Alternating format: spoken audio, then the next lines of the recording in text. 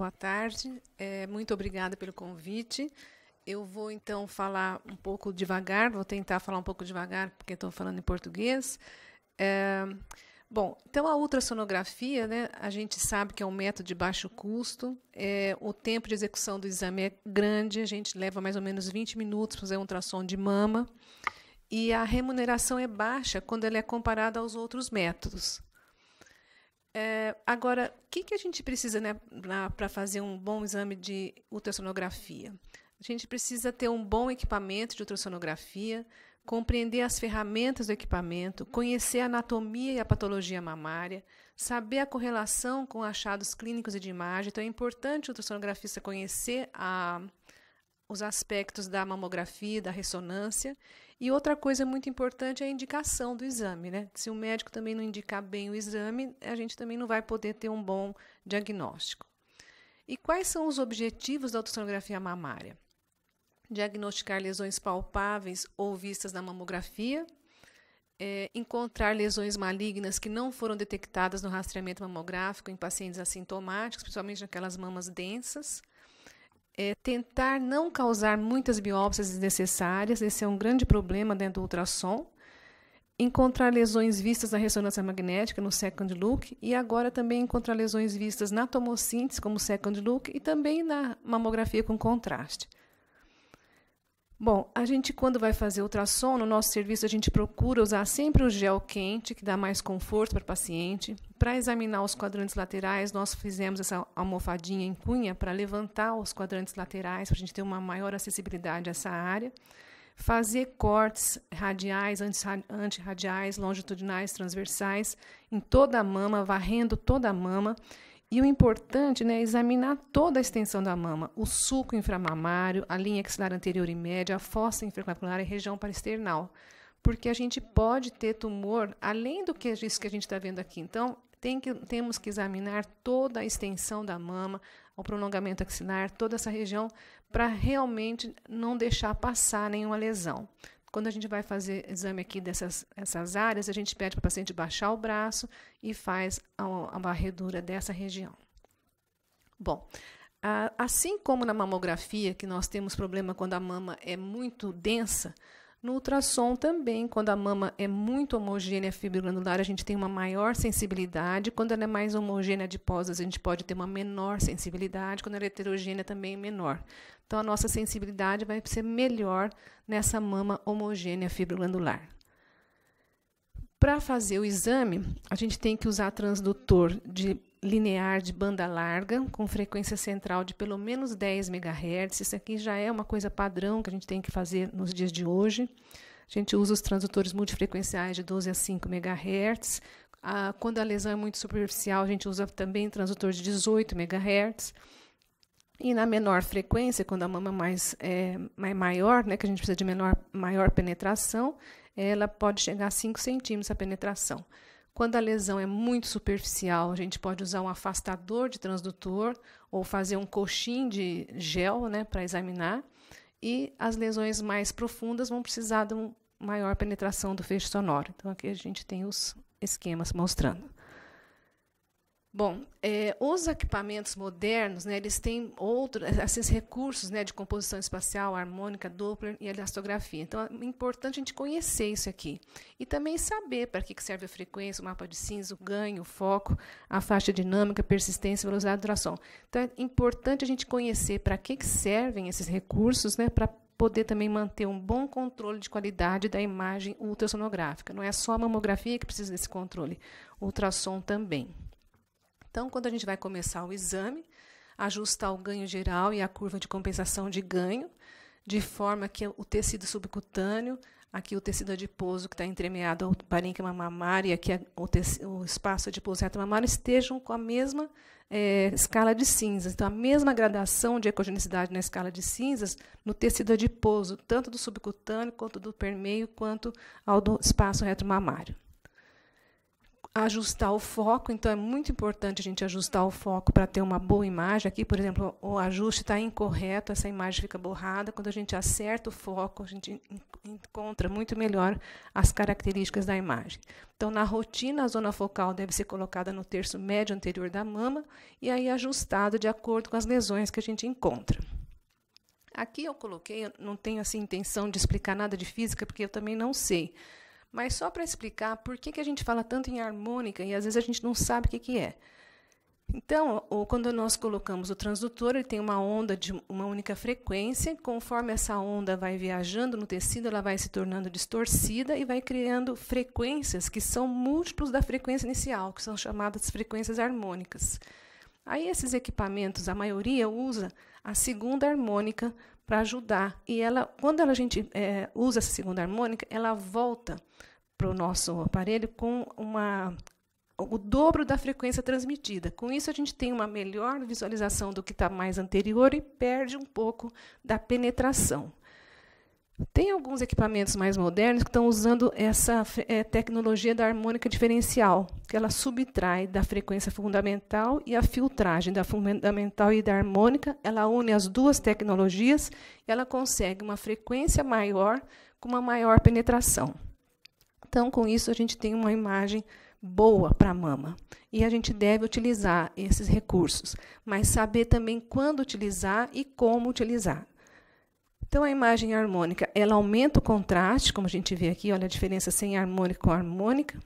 Ela realça ecos verdadeiros, aumenta a sombra acústica, como a gente está vendo aqui, porque ela aumenta a frequência aqui, então ela vai diminuir a penetração aqui e ela melhora a detecção. Tá? Então, aqui, por exemplo, quase essa lesão não era bem percebida e aqui ela é melhor percebida. Agora, a gente tem que saber a que hora que desliga essa harmônica também. Então, aqui, por exemplo, olha, uma imagem de baixa qualidade, com a harmônica ligada, aqui a gente desliga, a imagem está melhor. Aqui, uma imagem de boa qualidade, aqui está tão com a harmônica que a gente tem que dosar, porque aqui ficou até anecoica a imagem. Aqui também um tecido muito fibroso, aqui a fundamental, aqui com a harmônica deu essa sombra, e aqui também. Então, nós temos que saber para que serve, quando a gente deve ligar, desligar, quando valorizar, quando não. E a composição espacial de imagens em tempo real. Então, quando não tem esse recurso da composição de imagens, os feixes são paralelos. Quando tem a composição de imagens, os feixes são em varreduras oblíquas, né? E eles fazem em vários ângulos. Então, tem múltiplas varreduras. O que ele faz? Ele aumenta o contraste, dá maior resolução espacial, tem menos ecos artefatuais, né? A gente está vendo aqui, menos sombras laterais, olha, aqui tem sombra, aqui não tem, e ele reduz a sombra acústica. Então, enquanto a harmônica aumenta, a composição de imagens reduz a sombra acústica. Então, aqui, olha, uma calcificação bem grande, sem a composição espacial, dá essa sombrona, com a composição espacial diminui a sombra. E aqui, olha, essa lesão passaria despercebida, se tivesse só com a composição espacial, então aqui ela está aqui. Então, às vezes, a gente tem que ver quando liga, quando desliga, quando valoriza, quando não valoriza. Então, é bom saber para que serve, para a gente saber trabalhar com esses recursos. Quanto à vascularização, né, nesse BIRADS novo, nós temos a vascularização ausente, quando a gente põe a caixinha aqui bem localizada na lesão, não tem vascularização nenhuma, os vasos periféricos e vascularização interna. Ele pode ajudar o Doppler?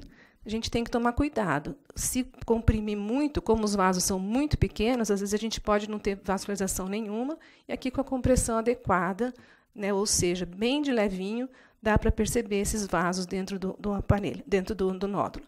Quer dizer, o Doppler ele não é específico, mas quando tem vasos, ele ajuda sim. Como nesse caso aqui, olha, a gente tem uma imagem que é um pouco irregular, né? A margem aqui não é um nódulo oval, é um nódulo mais irregular. E quando nós jogamos o Doppler, ele vascularizou bem, quer dizer, então ajudou. O Doppler aqui foi de grande ajuda. Nesse caso, é um cisto com líquido espesso, que não tem vaso, então também ajuda. Aqui um papiloma que tem vasinho, então também ajuda. E aqui um carcinoma ductal in situ, olha, bem vascularizado, que o Doppler também foi capaz de ajudar. E quanto à elastografia?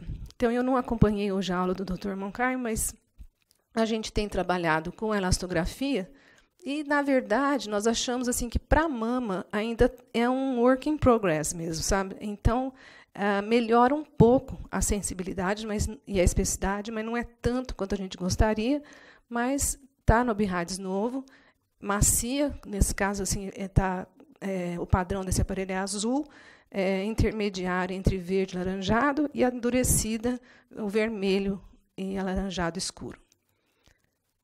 Então, qual seria o papel, né, da elastografia?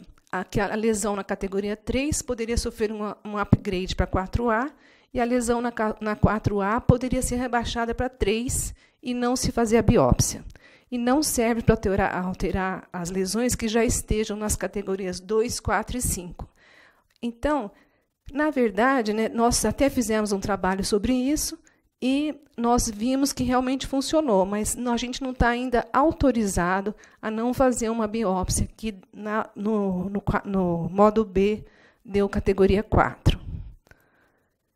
Bom, agora, o que a gente tem visto do ultrassom? Né? Que a gente sabe que para rastreamento em massa não serve, porque ele gera muita biópsia desnecessária, mas o que foi possível observar nesse estudo de Connecticut, onde eles são obrigados a fazer ultrassonografia nas mamas densas?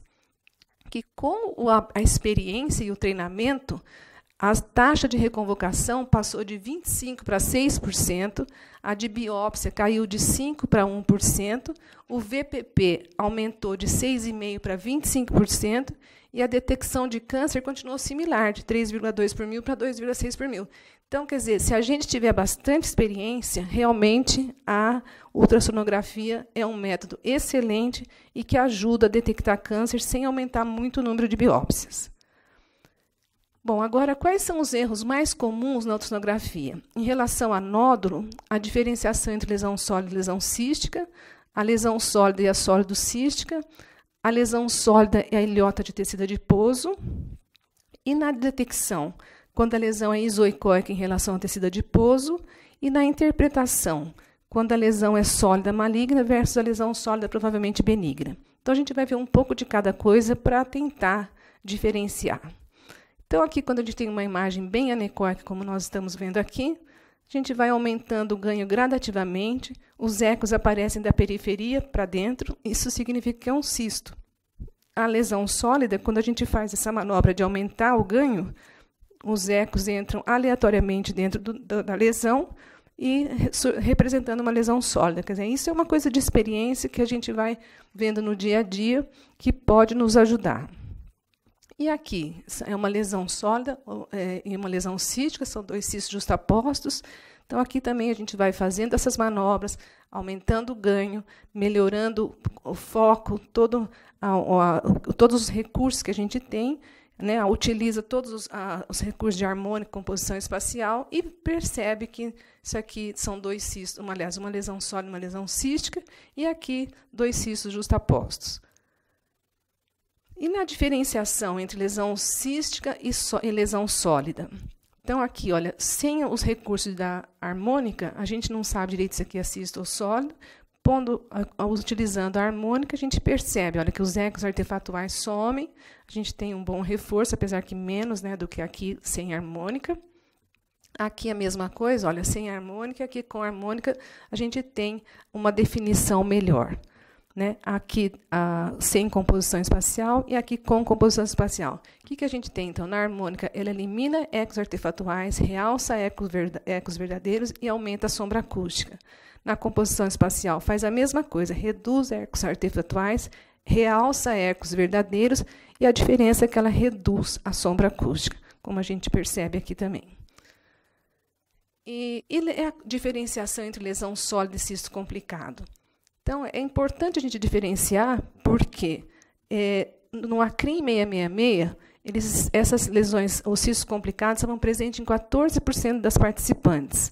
22% eram múltiplos e bilaterais, BIRADS 2, e 0,42% era maligno, quando ele era isolado. Então, o segmento, porque não deu 0, né, então é menos que 2%, BIRADS 3.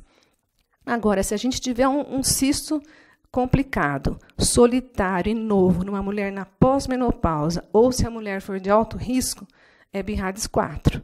Então, é importante, né, diferenciar. Às vezes, como o doutor Domingos já mostrou hoje de manhã, às vezes fica difícil a gente saber se é uma cisto com líquido muito espesso ou se é uma lesão sólida, mas se a gente utilizar esses critérios, que se forem múltiplos e bilaterais, é BIRADS 2, se for isolado, é BIRADS 3, se for solitário e novo na pós-menopausa, mulher de alto risco, BIRADS 4, e se faz uma punção ou uma core biopsy.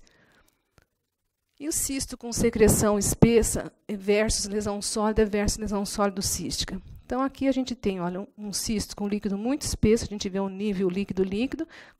Tá aqui no Doppler não tem nada.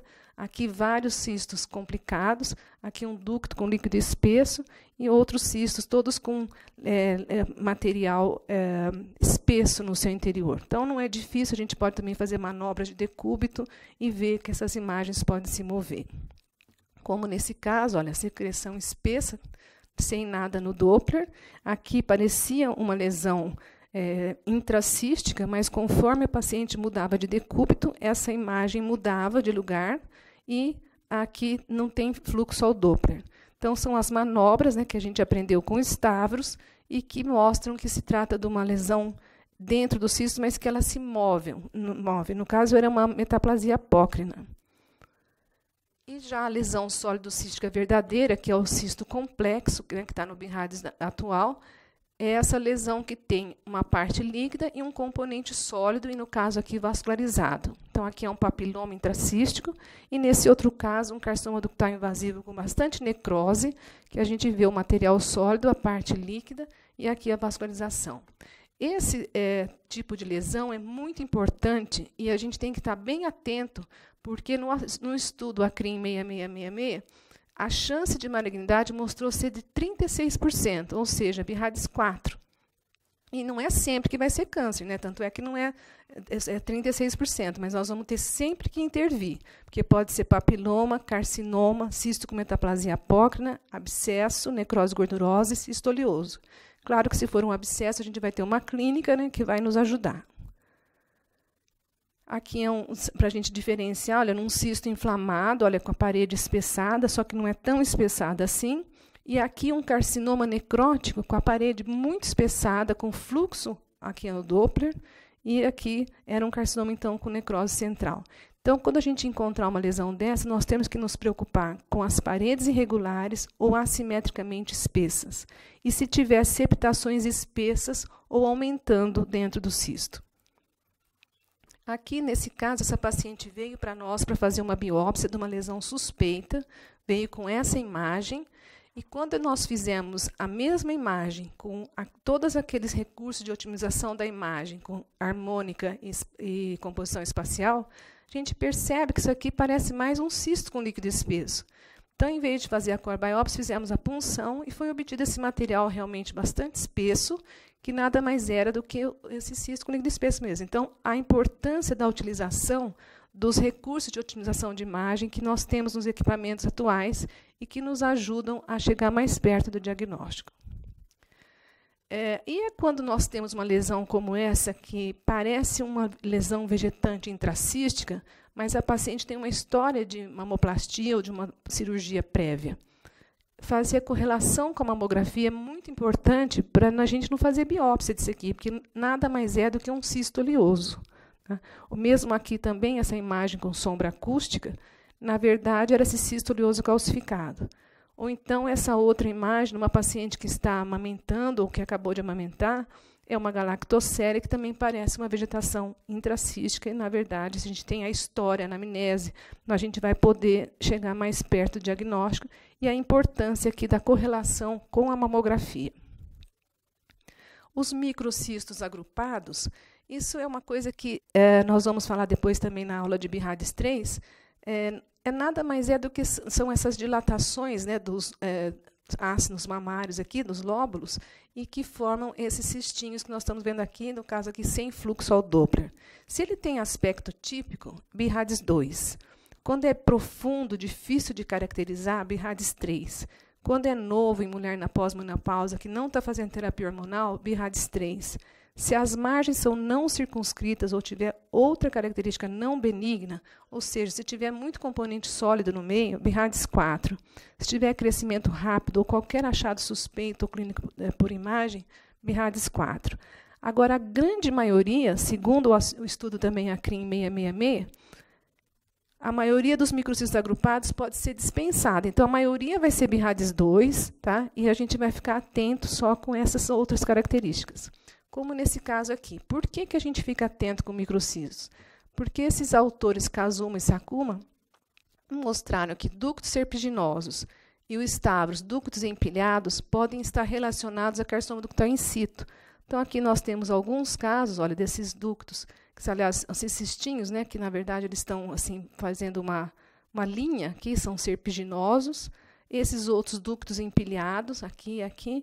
E aqui também ductos empilhados, só que nesse caso essa paciente tinha fluxo ao Doppler e tinha fluxo papilar. Isso representava o carcinoma ductal in situ. Então, por que é importante, né? Grupos de microcistos com componente sólido significativo, com fluxo ao Doppler ou características suspeitas, a gente tem que se preocupar.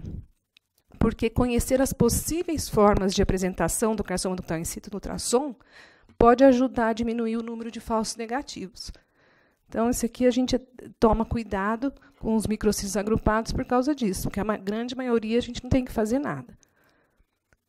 E nódulo sólido, né? Diagnóstico diferencial, como evitar erros? Então, isso o doutor Domingos já falou hoje também. Olha, um nódulo oval, paralelo à pele, ectextura homogênea, reforço acústico posterior, isso é um BIRADS 3, a gente não vai ficar preocupado, é um fibroadenoma. Agora, nódulo redondo, não é mais BIRADS 3. Não paralelo à pele, ectextura heterogênea, tem reforço. Mas isso aqui é um carcinoma metaplásico. Então, nódulo não é oval, já foge da característica de benignidade.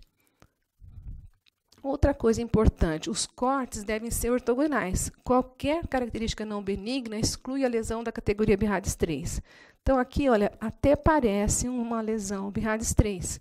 Quando a gente faz o corte ortogonal, ela já tem umas margens anguladas. Então, isso já é uma característica não benigna. Essa lesão aqui também tem margens anguladas e tem fluxo ao Doppler. Então, são carcinomas. Esse aqui é um ductal invasivo, esse é um metaplásico, triplo negativo, que costuma ter essa forma que parece um fibroadenoma, mas não é, que a gente tem que tomar muita atenção assim, com as margens nos diferentes cortes.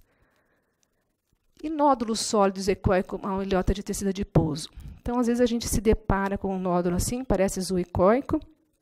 Então, nós temos que fazer manobras com o transdutor, de forma que, quando a gente percebe, ele se alonga, se emenda com a gordura, e a gente vê que realmente não é uma lesão real. Isso é gordura.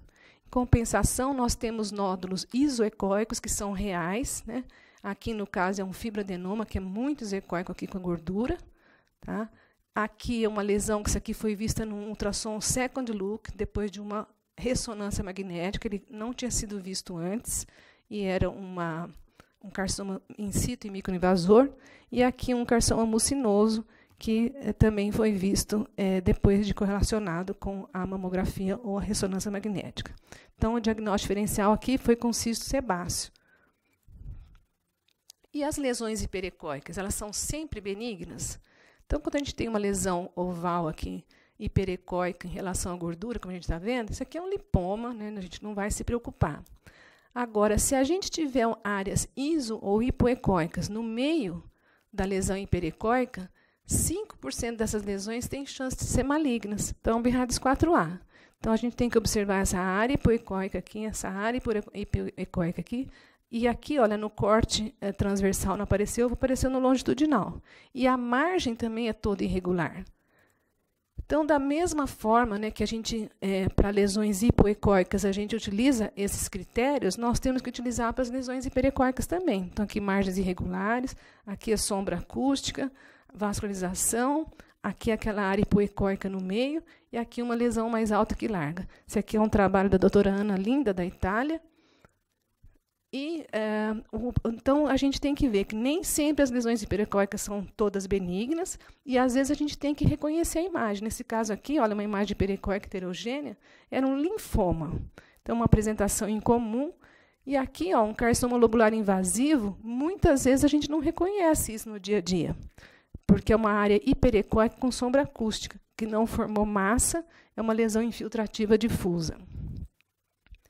E lesões muito hipoecóicas também. Então, a gente tem que ficar atento. Lesão muito hipoecóica tem que acender uma luz na gente, porque se ela não preencher todos os critérios de provavelmente benigna, como nesse caso que a gente vê que tem margens infiltrativas, ou então ela ser redonda e heterogênea, isso aqui é sinal de suspeita de malignidade, enquanto que uma lesão aqui, ó, hipoecóica bem circunscrita, isso aqui é um fibroadenoma bem clássico, bem característico. Calcificações fora de nódulo, o Dr. Domingos já falou hoje também, são difíceis de identificar, que essa era a imagem no ultrassom, essas imagens refringentes eram essas calcificações, que a mamografia pôde demonstrar com clareza, né, que eram calcificações. Aqui é uma biópsia feita por ultrassom dessas microcalcificações pleomórficas difusas que nós estamos vendo aqui, e aqui com o recurso do Aplio-Pure, que mostra essas calcificações branquinhas aqui nessa área. E quando o carcinoma é muito pequeno, às vezes a gente fica com medo de valorizar, mas temos que tomar cuidado e valorizar, sim, essas imagens hipoecóicas irregulares, a correlação aqui com a tomossíntese, e a mesma paciente, no mesmo dia, na outra mama, imagem em espelho, hipoecóica irregular, correlacionando com essa imagem da tomossíntese. Então, elas não têm características específicas e são muito pequenas. Então, às vezes, a gente fala, será que é uma alteração fibrocística? Vou deixar aí? Não. A gente tem que ir atrás, correlacionar com outro método, e, no caso, era um carcinoma ductal invasivo e um carcinoma lobular invasivo. Outra coisa, que já foi falado hoje também, dessas lesões, o doutor Parada falou, né, lesões que estão aqui junto do ligamento de Cooper, e aqui é uma correlação com a ressonância. Então, a lesão estava bem superficial, como a gente vê aqui. Na tomossíntese, nós não vimos nada, e na ultrassonografia second look, procurando por essa lesão, foi possível ver essa imagem hipoecóica irregular aqui no subcutâneo. Então, lembrar, né, que as lesões, as unidades ductolobulares estendem-se aos ligamentos de Cooper, então a gente pode aqui ver um ducto aqui no ligamento, um cisto ou um câncer, como a gente está vendo aqui. E lesões nessa localização, elas têm acesso aos vasos linfáticos superficiais e podem metastatizar facilmente. Então, lembrar, né, que quando a gente fizer a correlação, mamografia, ultrassom e ressonância, lembrar que a paciente pode, na mamografia ela está em pé, no ultrassom ela está em decúbito dorsal, na ressonância ela está em decúbito ventral. Então, quando a gente for correlacionar, tem que ver as estruturas adjacentes, correlacionar a forma e o tamanho, a localização, né, em relação aos tecidos adjacentes. Aqui, nesse caso, essa paciente fez essa tomossíntese, a gente vê uma distorção arquitetural importante aqui. Aqui, na ressonância magnética também já aparece, e no ultrassom, procurando, a gente encontra também essas áreas hipoecóicas irregulares que representavam um carcinoma extenso, ductal in situ extenso, com microinvasão. Então, para terminar, o que a gente tem que fazer para tentar evitar erros?